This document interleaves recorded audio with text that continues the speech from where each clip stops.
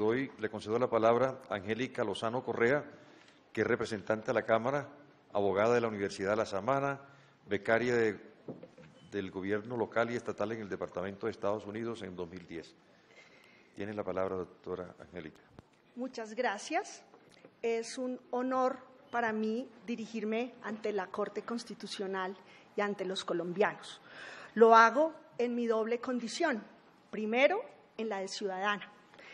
Vengo en nombre de miles de personas, homosexuales, lesbianas, bisexuales y transgeneristas, que cotidianamente padecemos la discriminación y la vulneración de nuestros derechos por parte del Estado colombiano para proteger lo que más nos importa, la familia, nuestros hijos, nuestras parejas.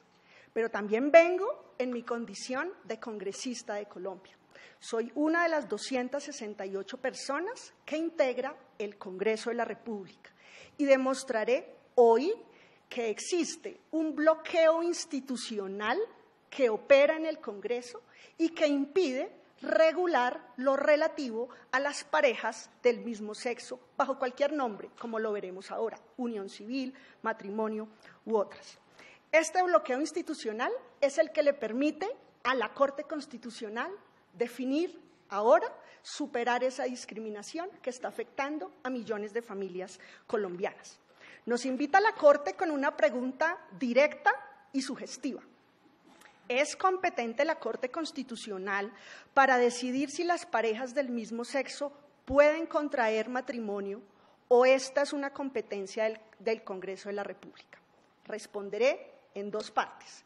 Primero, sobre la Corte Constitucional. Sí, es competente ya para resolver, para llenar la omisión legislativa relativa que existe en nuestro país contra millones de colombianos.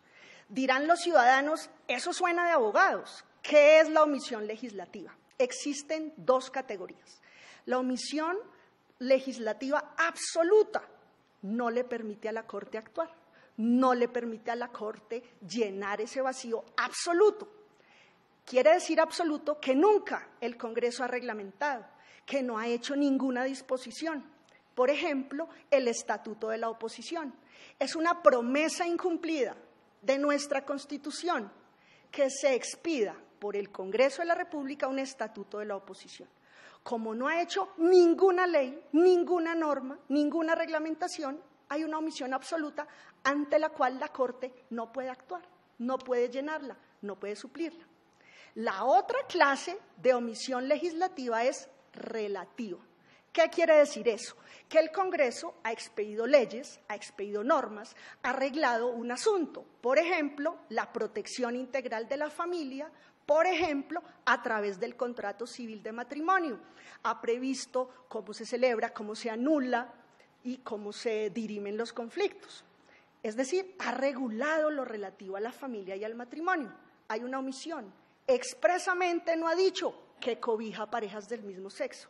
Ahí, ante la omisión legislativa relativa, sí pueden los señores y señoras magistradas de la Corte actuar, definir y llenar esa omisión legislativa.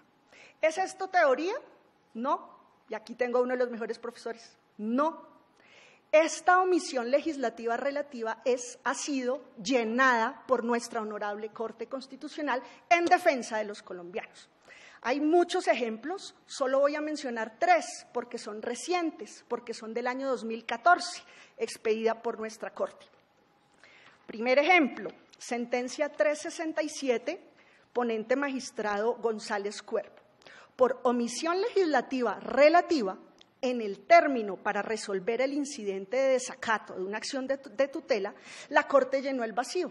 ¿Cómo? Con lo que sí está arreglado. En el artículo 86 de la Constitución se prevé un término, pues lo hizo extensivo ante esa omisión relativa del desacato.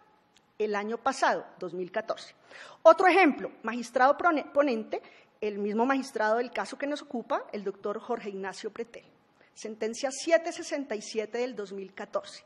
Con fundamento en la omisión legislativa relativa, estableció la pensión mínima legal a las víctimas del conflicto armado que sufren una pérdida del 50% en su capacidad laboral certificada. ¿Qué quiere decir eso? La Corte, con ponencia del magistrado Pretel, revisaron la ley de víctimas y reconocieron muchas normas expedidas por el Congreso para proteger a las víctimas, pero hallaron una omisión, y era la relativa a las personas con discapacidad permanente para trabajar, y la suplieron, esa omisión relativa, extendiendo el derecho a la pensión. Último ejemplo, sentencia 792, también del 2014, magistrado ponente Luis Guillermo Guerrero. Él exhortó al Congreso a legislar, el plazo vence este año. ¿Sobre qué caso? No existe hoy un término, un recurso para resolver, para apelar la sentencia condenatoria que se emite en la segunda instancia. Le dio un término al Congreso para resolverlo, y si no, entrará a regir la procedencia de impugnación de todos los fallos de segunda instancia. Es algo un poco técnico que amerita el Ministerio de Justicia y el Congreso actúe pronto. Con esto doy respuesta sobre la primera parte. Claro que sí, nuestra Corte ha llenado la omisión legislativa relativa en múltiples ocasiones en beneficio de los ciudadanos desprotegidos. Vamos al Congreso de la República. Utilizaré algunas imágenes de apoyo. Hay un bloqueo institucional en el Congreso. No se ha podido regular lo relativo a las parejas del mismo sexo y a nuestras familias. Revisamos con mi asesor, Iván David Márquez, todos los proyectos de ley presentados a partir de la Constitución.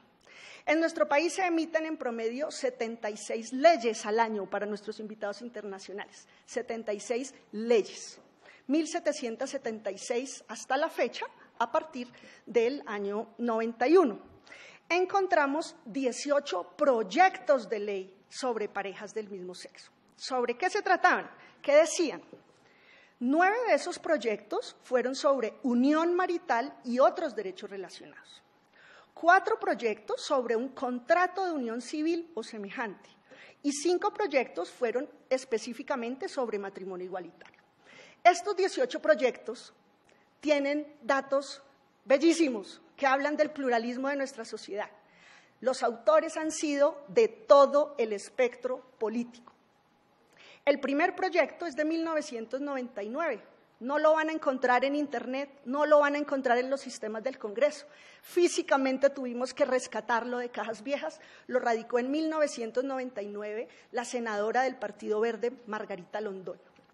Los 18 proyectos han sido presentados por 9 partidos políticos distintos, de izquierda, de centro, de derecha y de extrema derecha. 9 partidos políticos, 18 proyectos de ley. 9 de estos proyectos, señores magistrados, fueron radicados, presentados antes de la sentencia del 2011, que constituye un hito, porque a quien lo dudara, somos familia plenamente, como ustedes lo consagraron hace 4 años.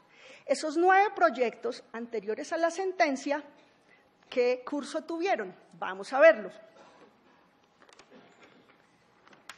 5, aquí este dato está incluido en los 18, los 9 posteriores a la sentencia, sobre los que me referiré en detalle después.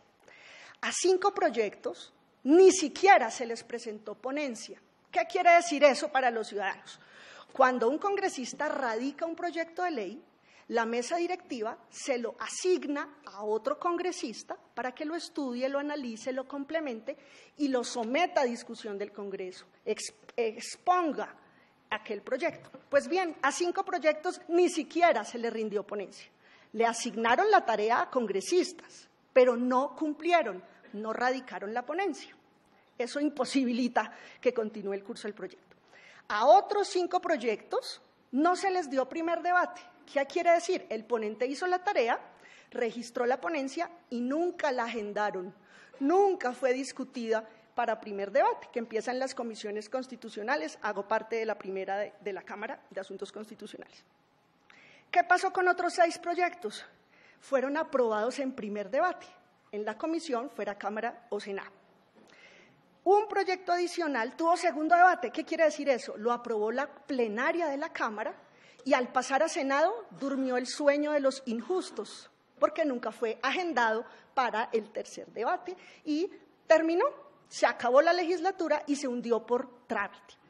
Y por último, es un caso excepcional y doloroso. Es el único caso en la historia del Congreso que se aprobó en los 4 debates que necesita una ley.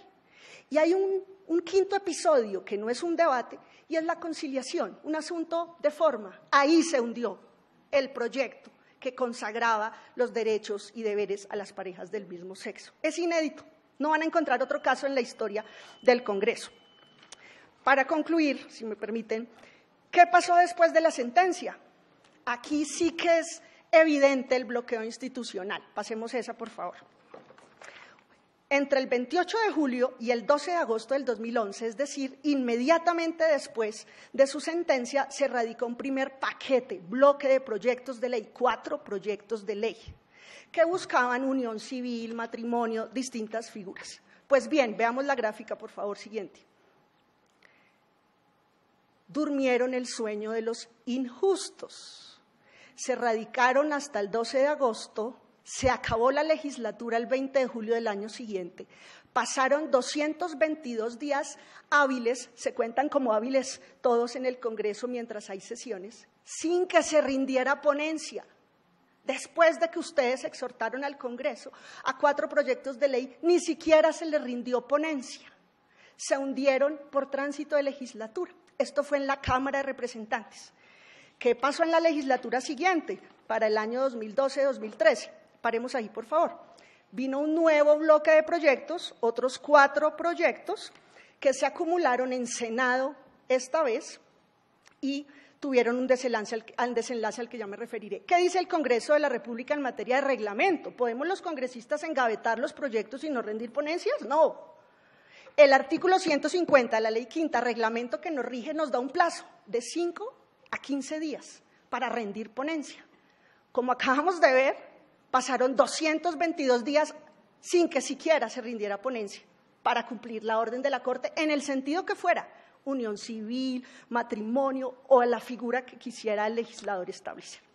El segundo bloque de proyectos se acumuló en Senado, dada la inacción de la Cámara, y fue aprobado en primer debate. Terminó en un debate desleal por la dignidad humana de los colombianos, con argumentos que, pues, le ofrezco excusas a la Corte y a la ciudadanía por repetir las palabras literales con que se pretendió reglamentar nuestros derechos.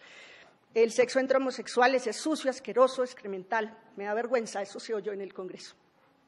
51-17 fue hundido este debate, hubo 37 ausentes. Este es un dato importante, de 102 senadores hubo 37 ausentes. En este mismo trámite vivimos una situación especial. Lasillavacía.com, un portal de noticias alternativo, registró en su momento esta noticia, y es que este escenario de hoy es pluralista. Aquí hemos venido con posiciones divergentes, la academia, la sociedad civil, a plantearlo. Así puede la comunidad llegar al Congreso. Hubo una novedad, una entidad pública, una institución pública, la disciplinadora de los congresistas, la que suspende o destituye congresistas, hizo lobby entre el Congreso para hundir casualmente el proyecto de ley que terminó 51-17. Esto hace parte de ese bloqueo institucional estructural que ha impedido, señores de la Corte y señoras, que el Congreso opere a pesar de que tenemos la competencia natural y obvia. Como lo hemos visto, opera sistemáticamente por lo menos 5 categorías. El último dato, un último proyecto de ley presentado para cumplir y desarrollar el mandato de la Corte y sobre todo para reconocer los derechos de las parejas homosexuales, se hundió ahorita. El 19 de junio pasado fue presentado por el senador Armando Benedetti, a quien quiero hacerle un homenaje. A él y a Piedad Córdoba han insistido desde sus orillas políticas por nuestros derechos. Rindieron la ponencia oportunamente, el senador Juan Manuel Galán, hay que decirlo, pero tampoco tuvo discusión, tampoco fue agendado. No hace 2 años ni hace 5, señora magistrada, en junio de este año, hace mes y medio, se hundió. Quiero resumir entonces. El bloqueo institucional que opera en el Congreso ratifica, reitera, como lo ha hecho la Corte Constitucional, la posibilidad de llenar la omisión legislativa relativa. Estamos convencidos que la igualdad es imparable, y los derechos de los colombianos no pueden quedar en diferido. Hoy, a esta hora, se está presentando 2 nuevos proyectos. O sea, ya vamos para la 20.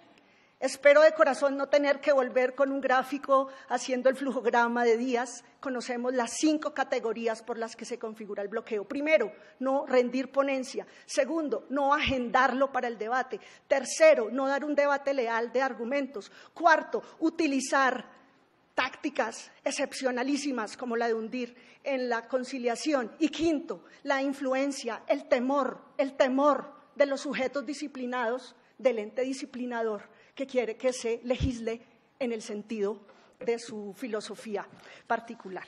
Muchas gracias.